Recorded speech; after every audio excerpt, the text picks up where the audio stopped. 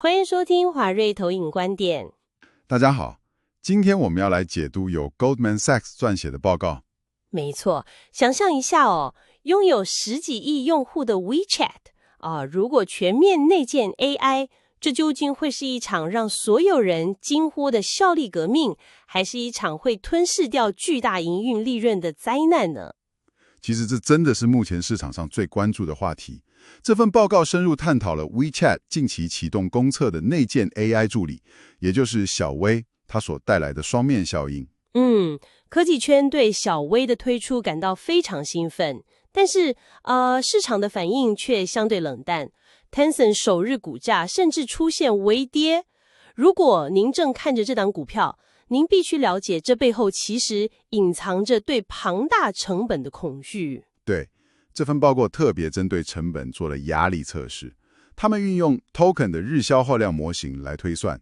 简单来说 ，token 就是 AI 处理文字和指令的基本计算单位。也就是说 ，token 就像是 AI 的运作燃料，对吧？没错，当10几亿用户每天都在消耗这些计算资源的时候 ，Goldman Sachs 预估这股庞大的 AI 推理成本会对2026年底的营运利润造成5%到17%的压力。哇，17%的利润压力绝对不容小觑耶！真的非常高。对啊，这就像是免费为10几亿人配备专属的个人助理，这些助理越能干，您用的越频繁，背后要支付的薪水，也就是伺服器的运算成本，就会像雪球一样越滚越大。没错。既然面临这么高的利润压缩风险，那为什么 Goldman Sachs 在这份报告里依然给予 Tencent 买进评级？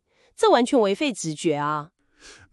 答案其实藏在 WeChat 独特的 Agentic AI 战略当中。Agentic AI 的核心在于代理2个字。代理，意思是说它不只是一个陪你聊天的机器人吗？完全正确，它是一个能代替您采取行动、执行任务的代理人。为了解决成本和效率问题，这份报告指出 ，WeChat 刻意不使用 Tencent 内部最强、最通用的混元大模型。等等，放着集团现成最强的大模型不用，这在目前的 AI 军备竞赛中，难道不是自废武功吗？如果比拼的是写诗或解复杂的数学题，那确实是。但 WeChat 选择采用自家专注于社交对话的轻量化模型 Realm。所以 Realm 是比较轻巧的。对，舍弃通用的庞然大物，主要是为了让 AI 运算维持极致的反应速度。更关键的极致在于，小微能与 WeChat 背后数百万个小程式以及庞大的 UGC， 也就是用户原创内容生态直接对接。我懂了，所以他们不打算赢得什么 AI 智商测试，他们要的是无缝的整合度，因为小微就直接内建在 WeChat 里。没错，这一点非常关键。它不是单纯丢一个餐厅连结给您，它是直接在背后读取那个餐厅小程式的界面，帮您选好餐点，甚至完成付款，您完全不需要离开聊天视窗。正是如此，这就是所谓的零摩擦力体验。当小微能够如此顺畅地调用各项服务，WeChat 实质上已经将自己进化成一个难以被取代的 AI 作业系统。可是现实的问题来了，速度再快，体验再好，要如何转换成实质营收来抵消我们前面提到的高昂伺服器行选呢？对，如果不能变现，最终只会被成本压垮。这份报告点出，小微的终极商业定位其实是交易催化剂。交易催化剂？对。因为它掌握了用户在对话中最真实的意图，它可以将这些聊天意图精准地对接给在地的商家服务。这不仅大幅提升了线上广告的转换率，更挖深了交易的护城河。也就是说，它直接促成了实质的买卖。是的，所以 Goldman Sachs 认为，到了2026年底的财报，就是验证这项长线价值是否奏效的正面摊牌期。